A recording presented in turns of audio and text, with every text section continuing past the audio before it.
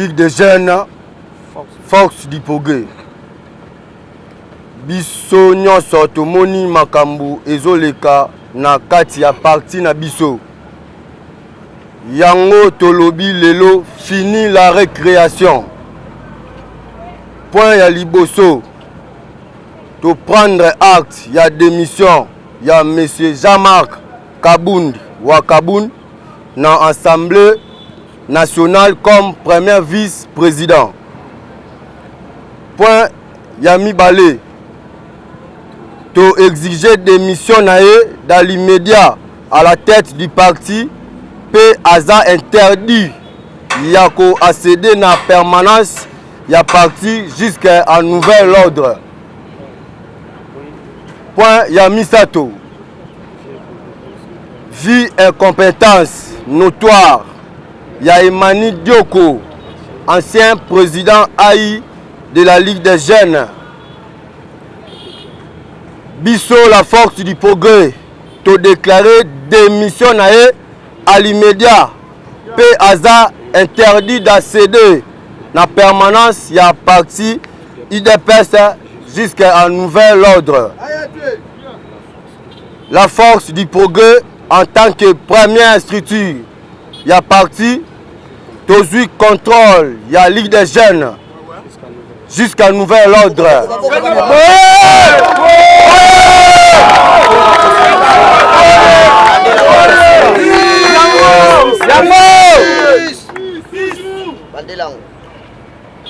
Bisso, la force du progrès, étant que l'aide du parti, et l'aide du Congo.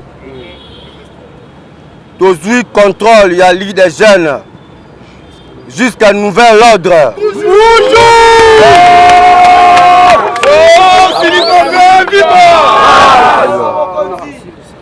Pour Nakosilisa, à partir de l'élo, tu instaurer état de siège, la permanence, pas d'entrée, pas de sortie. Oyo Amoni Maseki Azala Makasi. Vive la RDC, vive l'UDPS, vive la force du progrès, vive Fatih Beton toujours.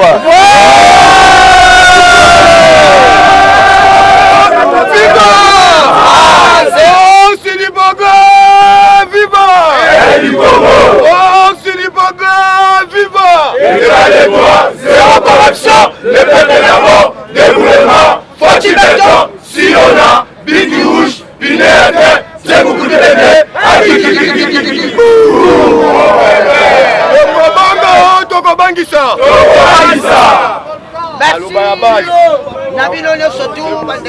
Yango te déclarer à partir d'aujourd'hui état de siège na permanence na biso, pas d'entrée, pas de sortir. Oh ya Monique, yaza quelconque entre Emani na Messi Jean-Marc Kabunda biso toko soit responsabilité na ye jusqu'au bout.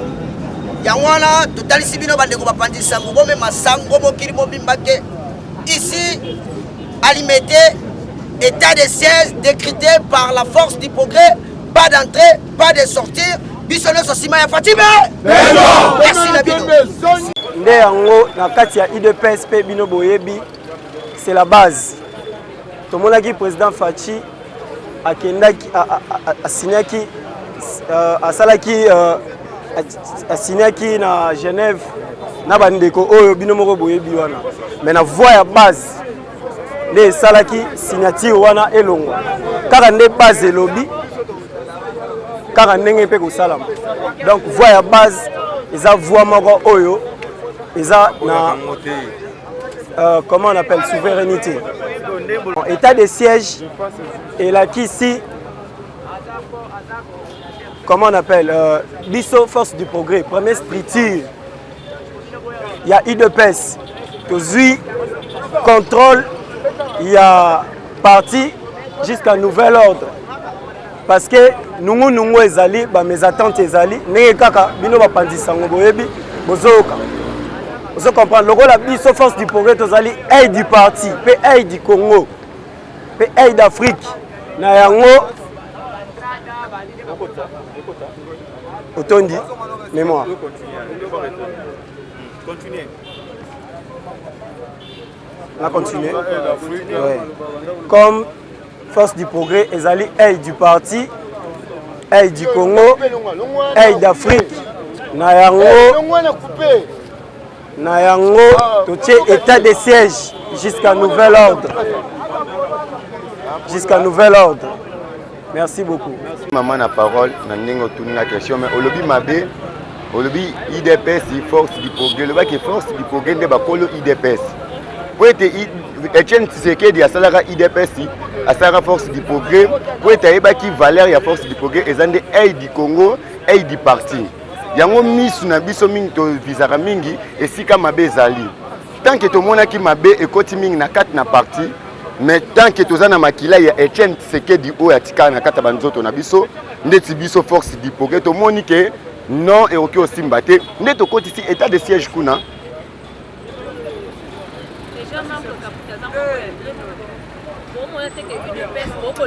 maman na posé une question batwana ba oloba etali bongo nani o eza biso moko IDPS eza bitumba na biso na kata parti na biso.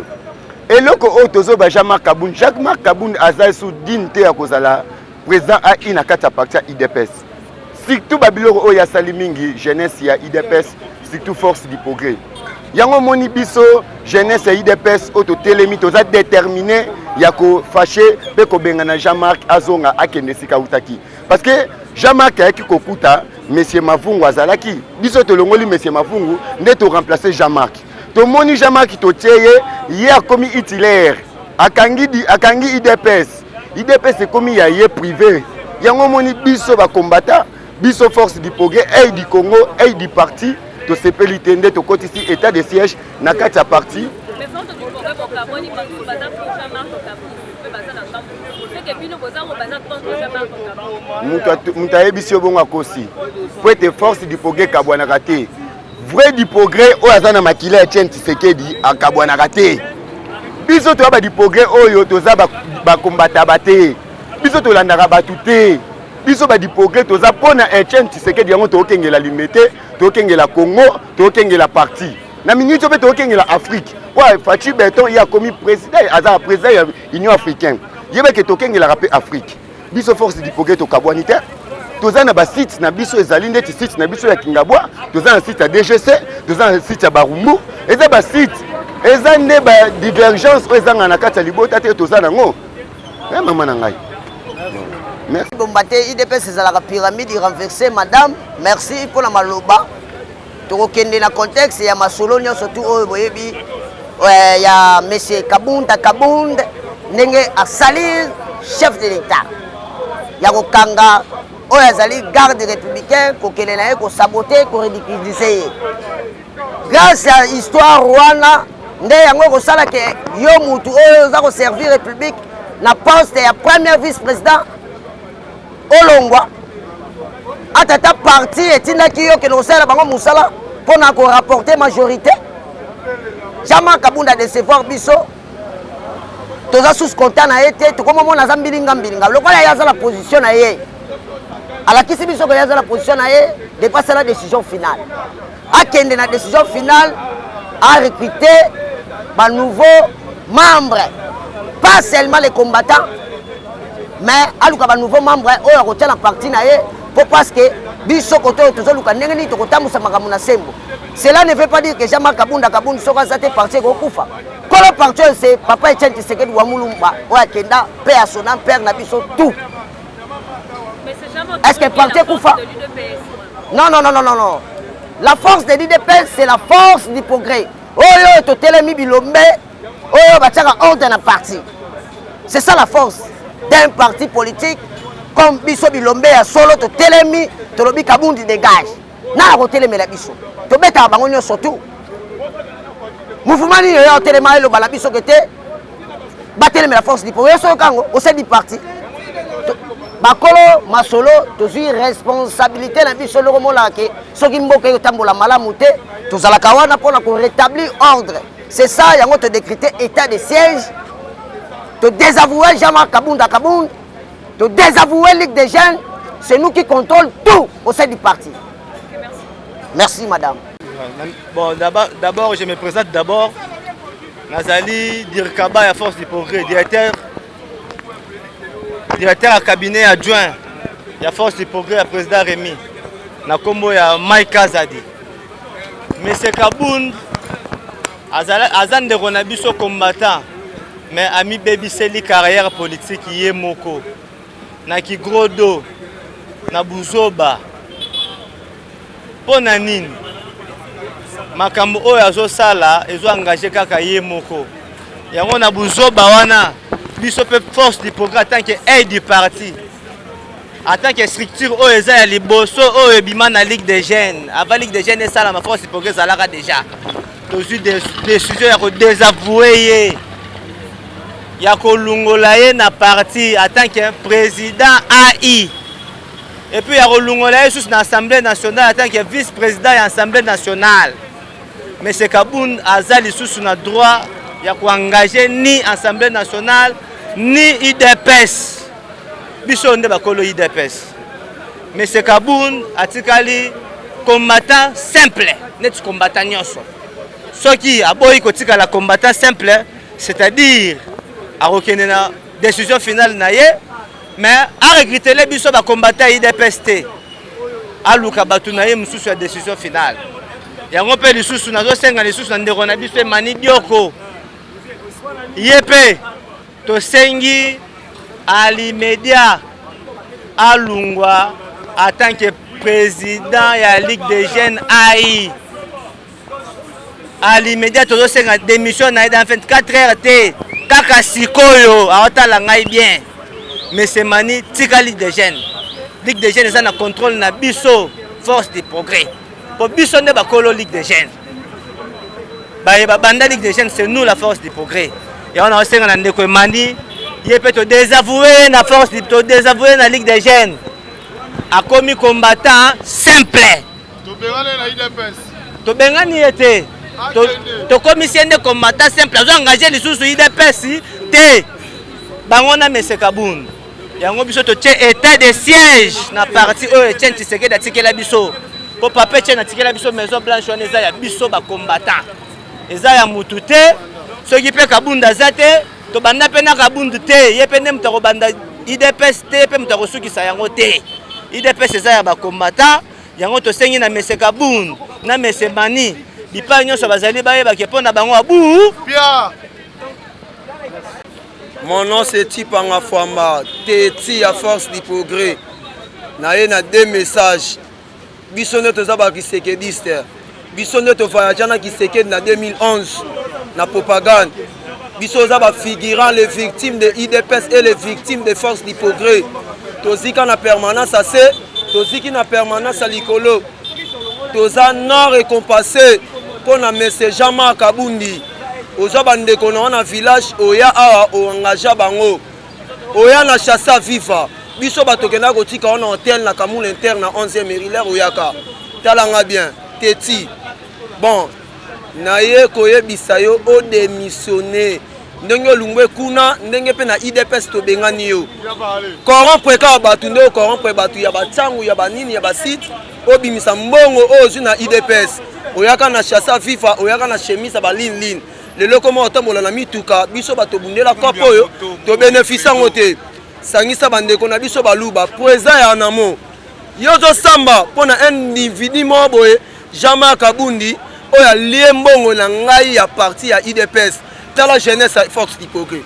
Tala jeunesse ya Congo. Tala jeunesse ya Ligue des Jeunes. To se retrouver te likolo ya Jean-Marc Kabundi. Ozana bandeko na yo, o motia bango engagea bango. Lelo so bangi babimisa ba mandataire, babimisa ba ministre. Yo il faut tinda bango ba peso un pourcentage. Au commissaire parti politique yo entreprise na yo. Ah, ozui oye na ba papier na ba semon na ba biloko te. Otongi villa na mbongo IDPS. Les réseaux démissionner na kati ya IDPS, o démissionner na Assemblée nationale, biso ba combattant auto souffrant na licho. To récupérer ba bien privé na biso eza na Kingabwa. Oyo tonga ngo na compte na biso ba combattant. Na sala raté na bunda lichoyo le chapeau koyaka yo na mausolée ya Etienne Tshisekedi osalaka buzoba ndenge ozwaka ngo olataka ngo wana ezalaka déjà première bilakeli mabe toyebisaki yo oshite omona okwei yo moko na kati ya mai bato ya moto nyonso oyo bokoya toboma bino biso toya mpo na démocratie nga na bunda mpo na nation congolaise kabuni yo bundi mpo na nation congolaise yo bundi mpo na intérêt privé okomisi pouvoir oyo yo ya bwaluba seke yo komofingisa territoire na biso okomofingisa chef de l'état jusqu'à nouvel ordre na ndenge moko ya bien tolongoli yo na IDPS otikala na combattant simple nde biso oza ba combattant simple biso nde toza ba victime obunda bitumba ya mbujima ya de avenir nga na bundi bitumba awa na kangami ya capital pe gara de la nation Kondo Kiseke bisinga Kabila bimisa batu na nga na prison centrale à Makala biso nde batu oyo toza ba victime Kanyama yebi biso Oleko yebi biso bakisempi bayebi nde biso Kabila yebi nga orapa Thomas Lubanga yebi nga yebi yo te olia mbongo Kabila au matin na cheval blanc lelo eza tour na o dernier soki tozwi yo état de droit oyo zwaki o Kiseke dalakisaki yo otobola bapina batu c'est que biso totie lisu likola lisu tozana ona lisu financer mbongo oyo zo ya biso o financer biso financer ngo batu okokuya koshite omondo zindi na libulu ozindi Jean-Marc Kabuni ozindi Kisekedi ozindi loka nde mafungwa zinda nde mobaki azinda oyo atelemela IDPS maloba Kisekedi okozinda bati bala bazinda yo pe lelo ozindi Weza ya ai okuei ngaza Kisekedi c'est du sang ya makila na ya po na mbongo te na ya ndepo na nation congolaise c'est tout du peuple serviteur des autres combattants d'élite il y a IDPS na kati ya force du progrès vraiment lelo tomoni ndenge oye ko rejoindre biso awa na base okomi na base pona ko expliquer ba imboka o baza kotala ba ibake awa toza na base ya IDPS dixième mirinde makambu place Nkondo Etienne Tshisekedi wa Mulumba besengande mokonga nzoko levé Tomalanda Fumunti atikaki biso na temple yangoyo lelo vraiment toti ko sala déclaration ndenge e uti ko lekawana ezali ya susu ya kobomba te oyo tosali Tshisekediste nyonso koto azali o aza Tshisekediste aza penda na esprit ya Etienne Tshisekedi wa Mulumba tikelaki biso na kati ya UDPS na parti pour na mission oyo azaki nango vis-à-vis na mboka na Congo esika azali ayebi vraiment que tena oui état d'esprit na idéologie ya parti na miniti oyo esengi Jean-Marc Kabuni azala libanda ya ko gérer makambo nyonso tuna kati ya IDPS notamment même ata na vice-président ya Assemblée nationale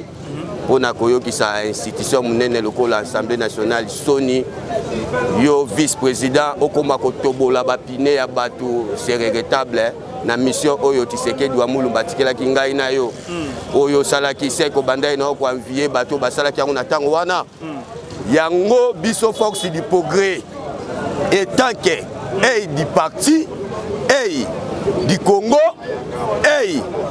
d'Afrique tozwi décision boye au nom ya base au nom ya ba combattant nyonso oyo ya IDPS ba fédéraux nyonso ba sectionnaire nyonso ba cellulaire nyonso idée oyo tozali na yango biso force du progrès toyoki étant que état-major général ya UDPS oyo Etienne Tshisekedi wa Mulumba tikelaki biso parti ayebisaki biso Fati nde mokonzi lelo Fati Beton aza na pouvoir moto nyonso oyo azosala politique ya ko contrer chef de l'état ya ko contrer ko fragiliser ba mission auto ba décision oyo mokonzi mboka aza ko zwa pona mboka na biso na peuple congolais to avancer notamment biso ba combattant ya UDPS oyo nyonso azali ko contester ayebake azali libanda biso toza na sima chef de l'état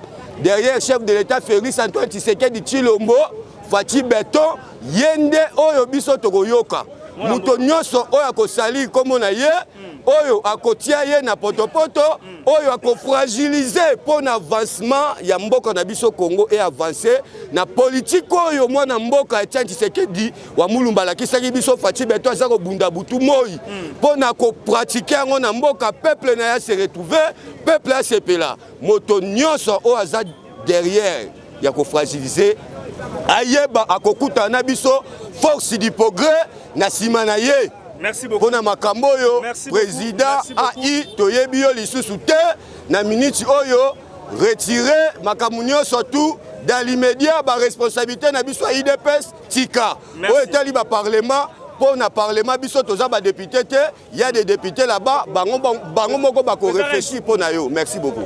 Ça en amont imana makambo là nga nazo bunda oh nazo kende boulevard na abeta monotop ozana mbushimai oza la partie il y a 2 semaines il y a 2 jours nga na lité pour la nation na fourni pour la nation congolaise dans l'intérêt général dans l'intérêt privé te ndebino bokomi kolia mbonga Jean-Marc Kabundi pour na bokangisa batu Jean-Marc Kabundi outi kopesa ba fédéraux ya ba masina mbongo pour mobiliser bango pour na ba asoba e a oyebi force hypocrite babeto ba emilia yo toko emilia jusqu'au bout so meki tokoma tina ndaku na yo ndako eza ya yo te eza ya bakombatant ya IDPS oya na chasse ya viva oya na elamba lin obunga na kisasa osi oyo aleki yo na kati ya IDPS baza bazali oyo bakotala intérêt général boyekisa chef de l'état soni yo oya na nini na IDPS mpono okanga bavi na biso obloke yango mpono ozwa mosala osalisi parti politique tozela yo ya mbonga Kabila tozozela yo 2023 biso za majorité na Kondo Kisekedi Tamakanda mwena bantu mukulu pa Faci Beto mwena bantu onga na soutenir yengaza Kisekedi Tamakanda